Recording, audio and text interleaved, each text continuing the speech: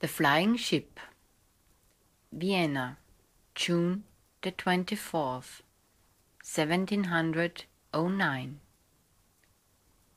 It was a very big tumult yesterday morning, approximately at 9 o'clock. Everyone was alerted.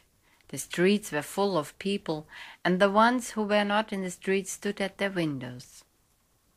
Everyone was asking what to do, but no one knew an answer. Some people ran around crying the last day would be near. Others felt a big earthquake to come, and some supposed that a large army of enemy besiegers stood before the gates of Vienna. Finally, more and more arms showed towards the sky, and one saw an indescribable amount of bigger and smaller birds flying around a very big bird, and it looked like as if the flock had a fight with this very big bird. Then this odd flock moved further down and closer to earth. It turned out that the alleged big bird was an object in the form of a ship with expanded sails. The people could figure out a man on the ship dressed like a monk, who announced his arrival with several gunshots. The airship moved in circles several times.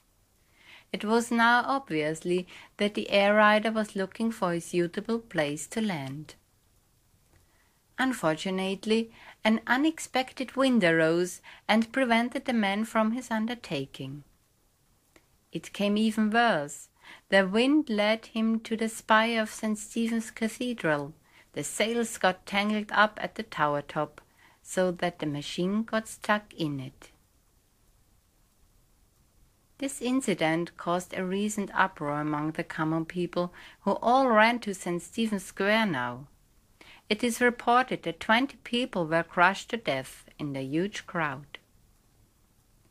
The man arrested in the air wasn't helped by the staring people. He cried for helping hands. But the airship was so unluckily entangled that it wasn't reachable. After a couple of hours, the man in the ship lost his patience. He took a hammer and some other tools he had with him and started to demolish the tip of the spire. He worked till the uppermost part of the tip fell to the ground. Thus he came back into flight, and after some panning around, he skillfully brought his airship to a halt at a place near the imperial palace. Protected by a company of soldiers, otherwise he possibly would have been scrunched by the crowd of people, the pilot was brought to the tavern, the Black Eagle. There he rested for a couple of hours. Then he told his story.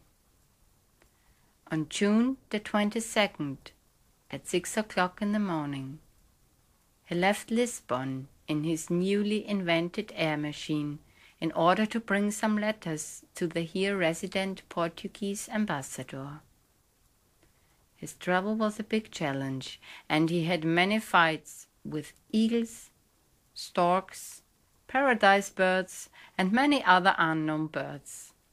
He said if he hadn't had his 2 double hooks and the 4 shotguns with him, he would have lost his life, without any doubt.